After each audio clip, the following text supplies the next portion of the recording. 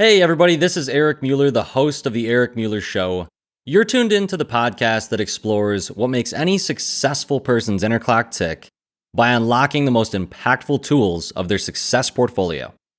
I'm joined today by Damon Burton, the founder of SEO National and the author of Outrank, your guide to making more online by showing up higher on search engines and outranking your competition. Let's head on over to the interview.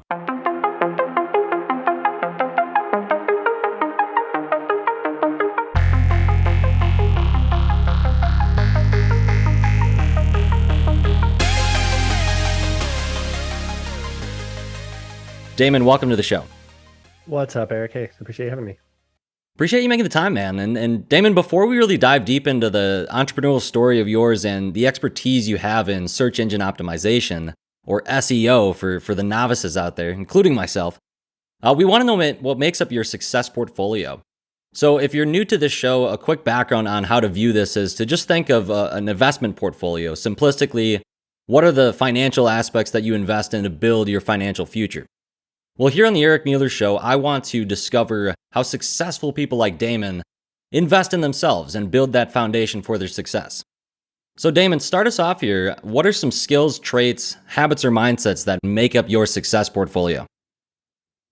For me specifically, and the reason why I started that way is because I think more entrepreneurs should embrace the idea of realizing that not everybody's advice is the best advice for everybody. So what may work for one entrepreneur may not work for others. So as you continue your entrepreneurial journey, a good way to look at when people share what works for them is to try and figure out how you can translate the meaningfulness of how they apply it in their life, and then compare that to your life and see if there's like a translation to make it more applicable. So for me, I invest heavily in my team, and I invest heavily in the relationships with my clients. And maybe a short example of that is I built a multi-million-dollar agency without ever spending a dollar on ads. So I have no form of lead generation. I have no sales team. I have no funnel. I have no email list. And we consistently grow. I mean, just in the last week, I made a post about how I calculated we've added 5 new clients and $268,000 in additional annual recurring revenue in just a couple of days, and with no form of lead gen. And so the way that works is by investing in the people that you surround yourself with, the people you want to attract. So like on the team side of that answer, if you really take care of the team as you start to build it, whether it's your first team member, or your 20th or your 60th, prioritize them as a human first instead of a capital asset. And then they will be willing to have loyalty to you and make decisions on your behalf for your benefit. And then on the client side, the way that we get leads, if we're converting people, but the way we get leads without doing any lead generation is very similar. So I give without expecting in return. And so as you follow people online, or like in my case, I write a book, and like all these things I do in my online posts, I almost never have a call to action. And a lot of people out there that are social media experts will say monetize everything, and maybe that works. But for me, I take the opposite approach, because when you position a post and you're like, here's value, here's value, here's value, by the way, sign up for my thing, then you take from them at that last moment, and it changes the mindset. So if you give without expecting in return, what happens is people start to build a following for you. They establish a subconscious trust and relationship with you, and they begin to see you as the expert in what you offer. So when they or somebody they know needs what you offer, then it no longer becomes a sales decision. They just go to you because you are now the only option. Yeah, so kind of more that organic approach, right? Is that kind of getting into really the meat of what you do with search engine optimization and being able to rank high on like a Google or a Bing search without having to spend ad dollars. That would be viewed as like an organic way to garner traffic and garner leads and potentially convert for a sale. Do you find that is that a fit? Is that a mold that could fit every business, or is that something that are there certain people out there listening that paying for ads is a viable option, or are you just thinking that that's just you can do it without that, regardless of the industry that you're in? It's both. So I never throw rocks at other forms of marketing, because in my mind, it's if it's profitable, then it sounds like a good option. So you can do both. You can do paid ads and you can do organic. And I also wouldn't say that one is required over the other. And there are certainly circumstances where one is better or worse than other. And so basically, you know, probably the simplest start of a decision. There's multiple decisions to make when you're going to invest in marketing, but maybe one of the first few you consider is: do you have more time or do you have more money? And so, depending on the answer to that, if you have more money and more patience, then in certain circumstances, paid ads work. So, paid ads works because you can dump a lot of capital in it quickly and get data. That doesn't mean you profit quickly, but you can figure out the path quickly. But you're probably going to have to burn a lot of money to find the answer in the path, but you can start very quickly. SEO has similar pros and cons, but for different reasons. So, SEO, the biggest disadvantage is it takes time. You're building up the reputation and credibility of your website. And so you're months into this, or if in a hyper competitive industry, it could be years. But your profit margins, once you get there, are a lot higher. And you can certainly do both. So I would look at it from a profitability standpoint on the individual marketing type more than a comparison of the marketing types. Okay, yeah, I think I'm following you there. It is would you say if someone is starting a online business that doesn't have a brick and mortar location, if at least I would think that SEO and developing that from the beginning would be very important. What would you say are, or maybe there's a case study of a success story or somebody that you've worked with, the very, very beginning stages of how to do that. So, I mean, you look at, you could research and find out, different people, like yourself that would advise you on ways to build, your search engine optimization and be able to rank high and whatnot. There are some people out there that charge and, say they'll put you at a certain spot. I've always felt a little bit skeptical about that because, the algorithms of Google are also, like, it seems like it's changing somewhat like Instagram, different social media. Those algorithms seem to be dynamic and change over time. But if we have someone that is starting, let's say they started a small online Shopify store and they want to just rank higher in that niche, what would be some like beginning steps that they could take, Damon, to start to build SEO that could grow over time and bring in organic leads? Yeah, I'll give you a couple of really easy ways to start that anybody could do that aren't overly complicated. Before I jump into that, you bring up a good question. I'll touch on like the experts that promise specifics, right? So in general, guarantees in the world of marketing should be a red flag. They sound attractive, but when you get guarantees, more often than not, it's a sales presentation of what the person thinks that you want to hear to convert you. The probability of a guarantee, especially in a position on organic, is highly unlikely for a variety of reasons, and especially if they guarantee a certain position within a certain time frame. Because the algorithms change, which we can talk about algorithms maybe here in a minute, those also are not as complicated as people think, but they are always changing. So because the search results vary by the query, the industry, the competition, the changing algorithms, there's literally no way to predict at what position, at what time you will be. So the best marketers will answer you transparently and will tell you that, but they can give averages. They can give you an average based on their experience. It may take this many months and you may fall in line in this range of positions. That's a realistic expectation you should have. Now, when you start SEO on your own, there's really two areas that I would start with, and you can look at both of them pretty simplistically. So one is design and one is content. So on the design side of things, focus on simplicity and minimalism. There's countless data out there, and I've seen it in my personal experience, that the most simplistic, minimalistic websites with clear call to action consistently converts better than overly complicated, visually stunning designs. The reason why is because the more visually stunning it is, the more distracting it is. So what you should do is simplify everything to necessities. Do you really need to say that word? Do you really need to add that image? Or did you add that image just because you felt it looked cool? People don't care about what looks cool. They care about will your website solve their problem. So on the design side of things, focus on simplicity and good user experience. So on the good user experience side, two things come to mind. One is page speed and one is mobile friendliness. So if you focus on a simplistic design, by default, your design is probably going to be pretty mobile friendly too. There's a whole bunch of other stuff we could get into on how to truly see if your website's mobile friendly, but just stick to the simple designs. On the page speed, I'll give you a free tool. There's a website called GT Metrics. It's just the letters GTmetrix.com. If you go there, you type in your website, it'll tell you your page speed. And if it's slow, it'll tell you why it's slow. It'll tell you what specific image is oversized. It'll tell you which line of code is causing the thing to be slow and bottlenecked.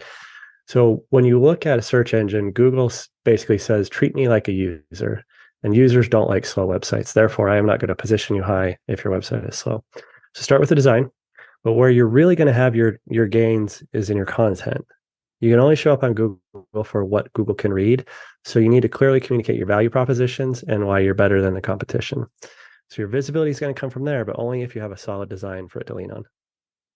Perfect. Yeah, I think that should be a great starting point for anybody out there listening. If, just the very bare bones, how to begin, kind of to demystify, because when you think of SEO, at least in my opinion, it sounds scary. It's kind of like one of those, maybe pieces of a business that you don't really want to think about, or you think you're maybe underqualified to address. But yeah, Damon, I think that's a really good start. And moving further into, let's say you got that design, you found your page speed, is decent enough. It's good enough for, to compete with other people in your industry. Your content is solid. You have, some customers that are saying, this is solving the problem. It's working. You have a very low, return rate if you're selling a product. And so moving forward past that, what are other steps that might solidify you in, maybe this kind of gets into your story on how you were able to actually beat, $1 billion company with their own brand in the search on a major search engine. Maybe sharing that story would help. But yeah, kind of tying it even further to, moving forward with that SEO. Once you build those bare bones, how to continue to grow it and not fall behind the competition, so to speak. So we can tie together a couple things with this answer. One of them was about algorithms and the frequency of changes. And so we talked about content, we talked about structure, and there's really only one other fulfillment component of SEO, at least in my mind. So you got structure, content, and the third is external credibility. So do other websites mention your brand, your product, or link to your website? Now what happens is if you keep everything simple and you focus on just those three things, and these algorithms come and go, Google rolls out minor algorithm updates daily, major updates every few months. But in the 17 years I've been doing this, I've never had a client get a penalty. And every time these algorithms roll out, at the least they're neutral, if not positive. And the reason why is because they don't get caught up in gaming the system. Like a really ironic way to look at SEO is the best way to do it is to not do SEO.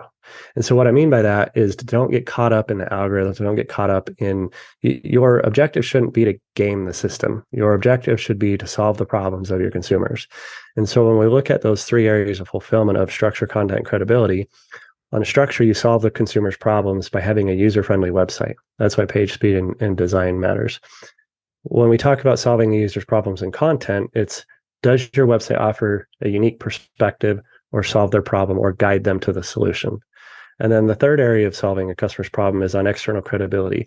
Do other websites validate that your website is the solution? And so if you keep it simple on that, then you no longer have to care about the algorithms. I don't chase the algorithms every day. I don't go look at what's come out. Anytime there's like a social media panic in the world of SEO, there's the latest algorithm and this type of niche got crushed, I'll go spot check things and I'll look at our client portfolio just as a safety check. And there's never anything negative that happens. So if you just focus on solving a problem, then you don't have to worry about things. So when we take that in consideration, we go into the story of outranking $1 billion company. I've done that more than once. And I've done that now for clients as well. Now, the very first story is probably the funnest. And so I'll share that one. So this was before I started my agency. This was back in 2006. So it was about a year or two before I started my agency. My wife was watching ABC's The Bachelor, so the reality romance show. And she says, hey, come in, they're doing the season finale. And so I'm sitting with my wife. And from what I had remembered from previous season finales, they would leave a cliffhanger. And so it was like, hey, thanks for watching. Come back in a few weeks or a few months and see who the new guy is. But this time they said, come back after the commercial break, and we're going to tell you who the new guy is. And so I was new into entrepreneurship, but I had some of the thought processes already.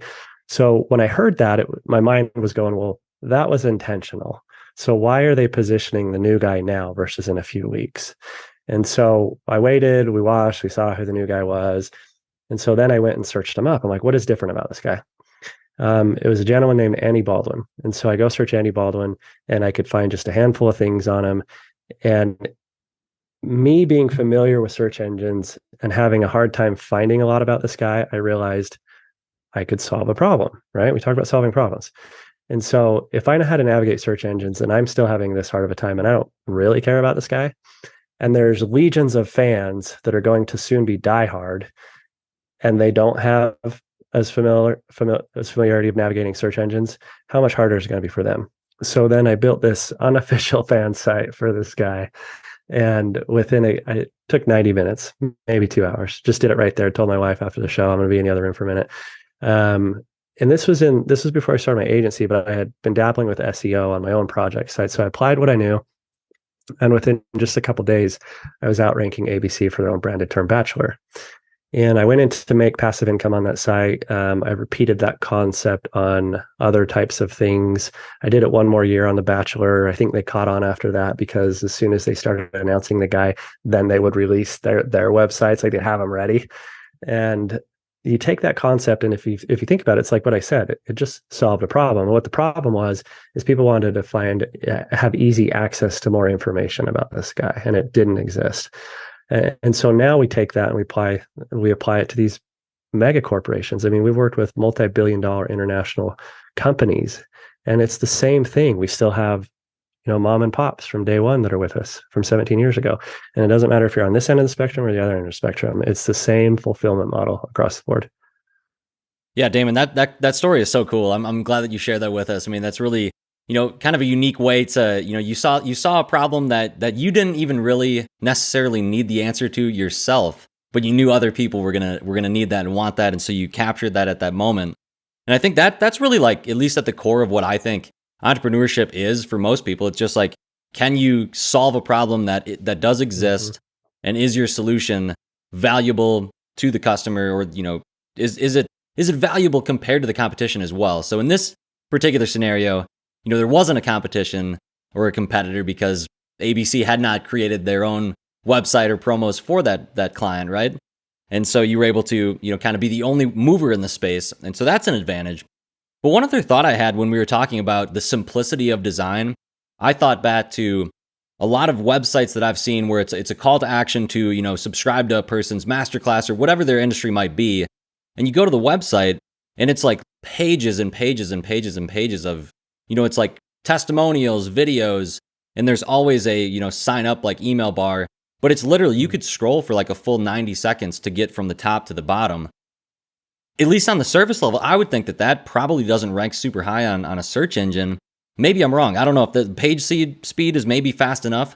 Have you seen that in your experience, Damon? Is that something that people should avoid doing, or is it effective? I could be wrong on it.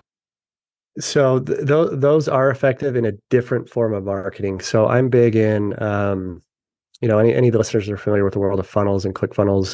The gentleman that started that movement is Russell Brunson, and I'm actually wearing the shirt today. I'm in his private mastermind inner circle. And so those types of websites are funnels and landing pages. So those are not used. Yes, they will not rank well. You are correct. But what the people that run those, their intention isn't ranking them. So there's a big, this brings up an opportunity to talk about different types of customer mindsets based on how you approach marketing. So those funnels and landing pages work really well for paid ads. And the reason why is because when you run a paid ad, you're targeting a different type of mindset. You are stereotyping a buyer persona. So when you purchase the ad placement, you generally stereotype, are they male or female? Are they in this age group? Or do they enjoy these types of demographic things? But when you compare that to organic, you're not stereotyping a persona. You're solving a problem based on a need. And so you're targeting the pain points. Now, the messaging on the landing page, we'll talk about the pain points, but that's generally not what brings them in. What generally brings them in on those landing pages is you stereotype a group of people, and then it's a numbers game. A percentage of them are going to be a match. So those correct do not rank well for some of the reasons you mentioned and more. So generally they don't rank well because there's not a depth to the site. Because when you look at organic, Google wants to rank a website that solves problems, and so that usually requires a lot of text and knowledge that you're giving to the searchers. And those landing pages are generally single pages, maybe 2 pages, that work really well with paid ads because you just want to get the person in and out while you have their attention. So they work effectively, but for completely different reasons. So yes, they don't rank well, but they do work effectively for other forms of marketing. Okay, yeah, that clears it up a little bit, because I think, that makes sense the way you explained that with funneling people down, and that individual page is not what you're going to have be the one that's searched, but you're going to get people to it in a different route, right? So it's like they're going to land on that page. It's not necessarily because they searched something and found it that way. But also, furthermore on, just building, organic leads. We kind of talked about a little bit that you don't throw rocks at other forms of marketing. Situations when it might behoove you to pay for ads. Can we walk through maybe a scenario or a client story that you've had where, paying for an ad spend or creating a campaign was a smart idea and did maybe in turn it also builds their organic lead gen into the future, that one paid campaign? Yeah, so ads certainly have their time and place. It basically is a choice of time or money. Now, one thing for certainty, and people argue this with me, but I'm right and they're wrong. The paid ads do not influence organic, but organic can influence paid ads. So paid ads don't influence organic because the metrics are different, and there's also a morality behind it, right? Like you can't pay to play for positions within organic, or it defeats the soul of that type of intent, and that would corrode the credibility of the search engine. Now, organic does influence paid ads because part of your ad placement is based on an ad quality score. So it's not just who pays the most; it's also based on user experience. So how relevant is the ad to the landing page you're sending them to? So this is how SEO starts to help, because the content on the landing page has been optimized to solve a problem. So that aligns with the ad. Also, because you made sure it's mobile friendly and it loads quickly, that improves a better user experience, which decreases your cost per click. Now, the reason why platforms, Facebook, Google will reward you for a more efficiently optimized website is because the platform will ping your landing page before they direct a user to it. And when they ping it, if it's not user-friendly, if it's irrelevant, or if it's painfully slow, they know the probability of that person converting has now decreased. And if the probability of them converting is decreased, you're less likely to throw more ad money into the platform because you're not getting a return on your investment. So those platforms are going to go, give me Eric's money now. But if they ping it and it loads quickly, it's user-friendly, has good content, they're like, cool, Eric's customer is probably going to convert better. And if he has a good, consistent level of conversion, he's going to keep coming back. So let's discount it and bet on the life of this account. So there is situations where organic helps paid. Now, as far as like examples of clients, yeah, we have lots of clients that also do paid. We don't service the paid side, but we see the performance in analytics as we're looking at the organic data. But what you'll notice is like the biggest opportunity for paid ads is speed to market, or at least exposure. I don't want to say speed to profitability, because you have to burn money to get data to find out the right paid audience, but you can have speed to exposure. And then the other thing you have is predictable scalability. So you can put in $1 in and get $2 out. SEO is a little bit more of a wild card. It might be $1 in, nothing out, $1 in, nothing out, and then $1 in, 5,000 out.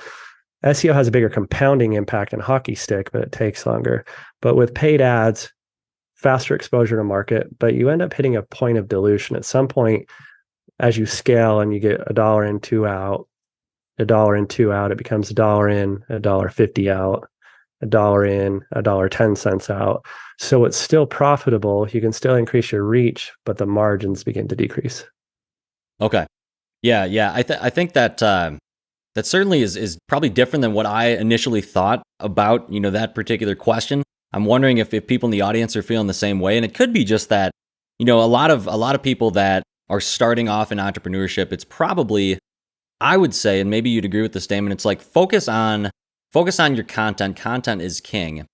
But it also begs the question of, is all of that treated equally in terms of search engines? So I mean, like if you have a niche that's, maybe you have, a floral company, or you're a florist that you're able to make the best, floral arrangements for any sort of party.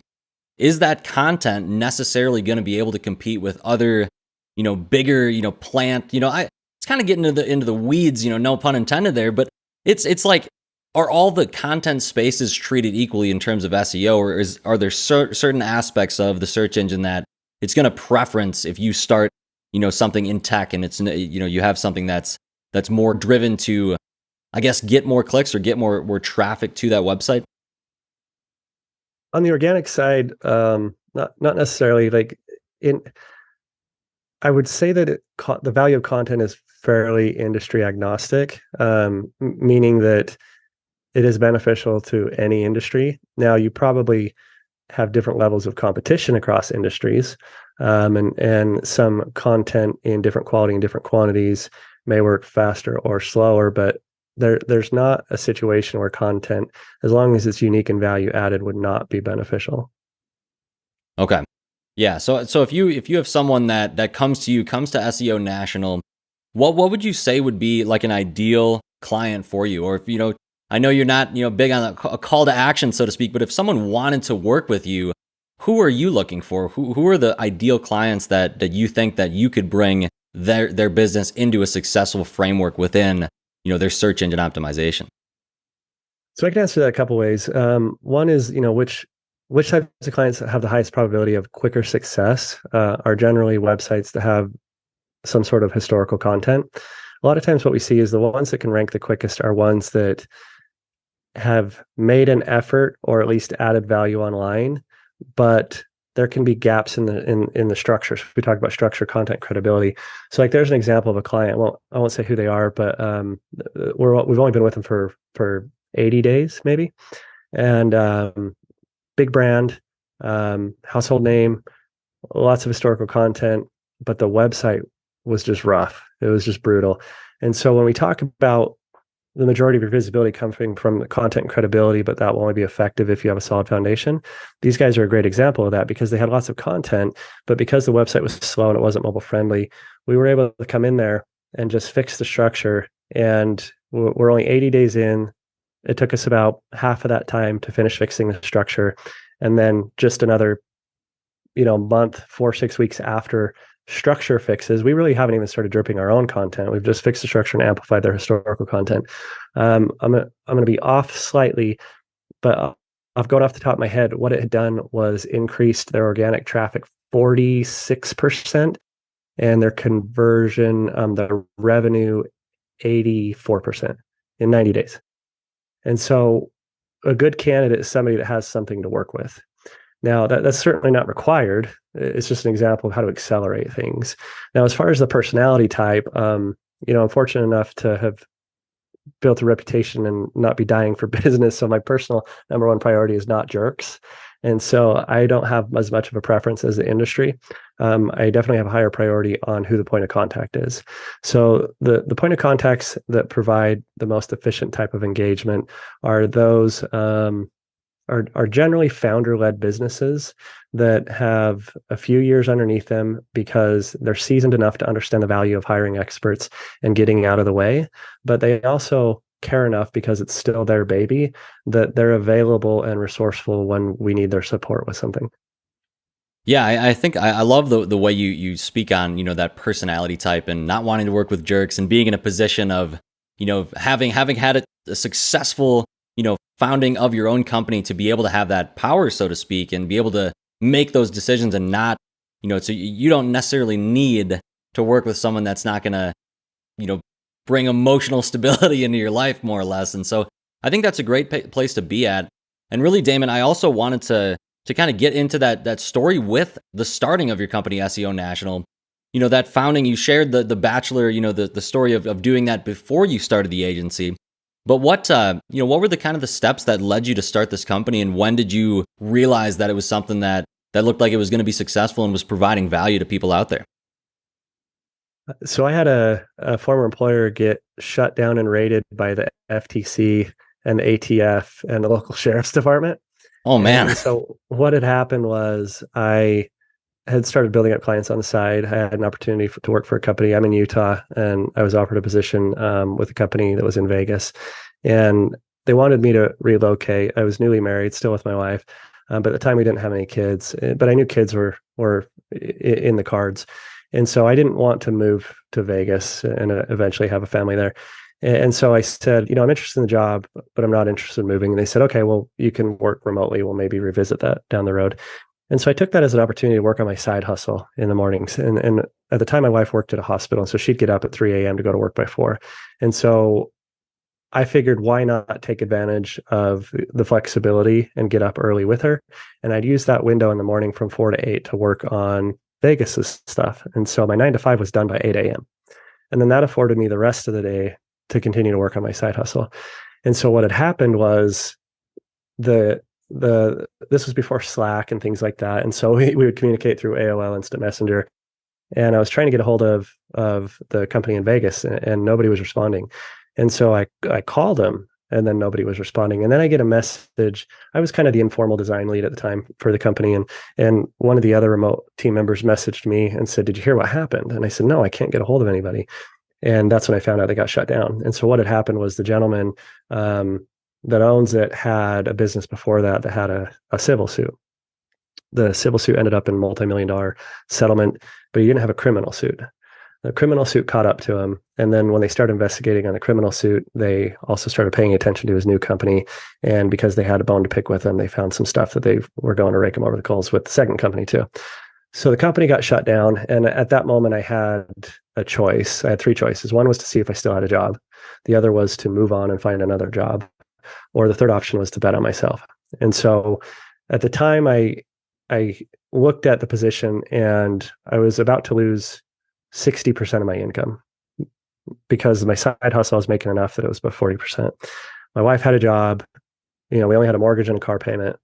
We didn't have kids yet. And so we wouldn't have disposable income, but we could still pay our bills. And so I figured that would be as calculated as a risk of an opportunity I would have. And, as time moved on and I had more responsibilities and debt and kids, that window of time and flexibility and expenses would get smaller and smaller. And so I figured that was probably the best opportunity I'd ever get. So I ended up betting on myself, which freed up, the day job was 60% of my income, but it was 80% of my time. And so freeing that up, I was able to make that income back in just 2 or 3 months. Back then it was relative. It was like, I think I was making like 30 grand from the day job and 25 grand on the side. So I was able to get back to 50 something within 2 or 3 months. And so I think all of us, when we have an opportunity, it's usually unlikely that you can methodically plan your introduction into entrepreneurship. And so you have to be willing to build up your skill set. And then at some point you have to take a risk, whether it's voluntary or involuntary. Yeah, Damon, that story is awesome. It makes me smile just hearing you talk about that, and the discipline you had to see that opportunity to get up early with your wife and work on your day job work so that you could free up the rest of your day.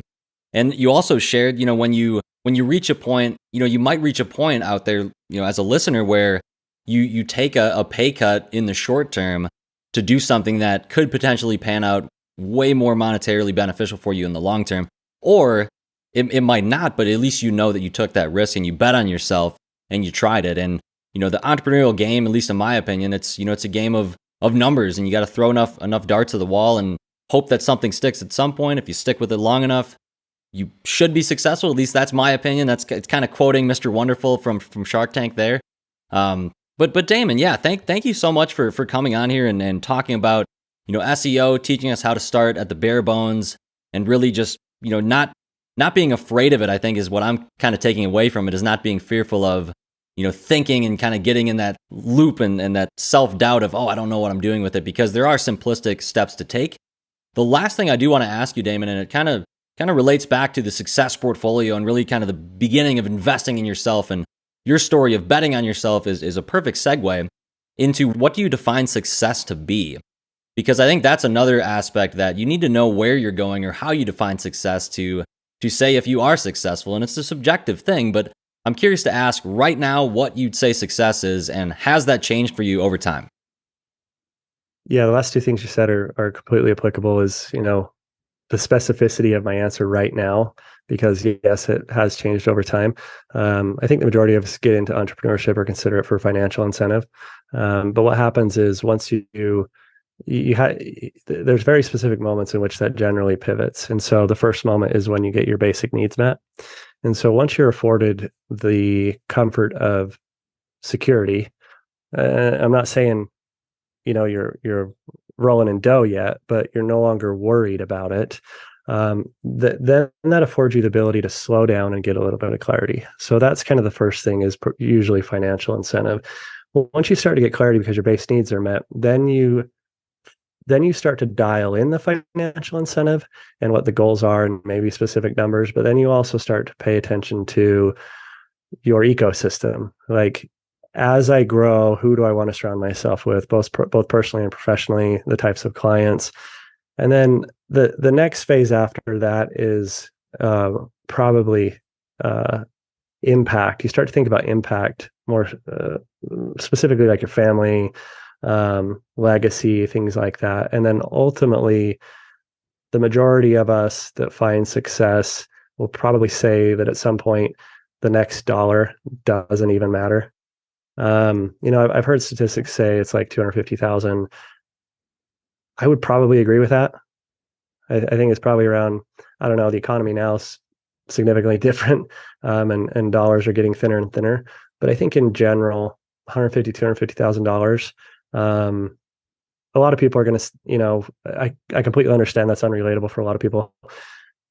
If you're fortunate enough to reach those benchmarks, I don't think you notice at that moment, but I think you notice once you've had that under your belt for a little bit of time, that as you've added, maybe you go from 150 to 250, and then you go from 250 to 5. And then in retrospect, you go, you know what? None of that has mattered. Like, none of that has made a significant difference. And then the things that you start to pay attention to are freedom of time. The ultimate answer for me is certainly freedom of time. The ability to build a lifestyle by design where I can have total flexibility with my family. Right before you and I jumped on, I was talking with my wife. I got a kid that's homesick today, and I can just go, whatever. I could drop this at any moment, and the business would be fine. Clients would be fine. Communication's fine. Profitability's fine. So ultimately, I think you want to build something that is by your design. That's powerful stuff, Damon. That really hits home. It makes me feel good. Hopefully out there, you as a listener feel good as well, hearing everything that Damon Burton shared with us today. Damon, if someone wants to reach out and connect with you and learn more, is there a best way to do that? Are you on any social media? Yeah, super simple. DamonBurton.com, and you can find your social media preference of choice. And then if you want to learn more about SEO, there's also a free book there. Boom. Well, we'll tag all that on the show notes, and I'll tag on the social post for this episode, all the ways to contact with Damon on social media as well. Damon Burton, the founder of SEO National and the author of Outrank. Cannot thank you enough for making the time today. We'll look forward to following your journey, and we'll catch up with you soon.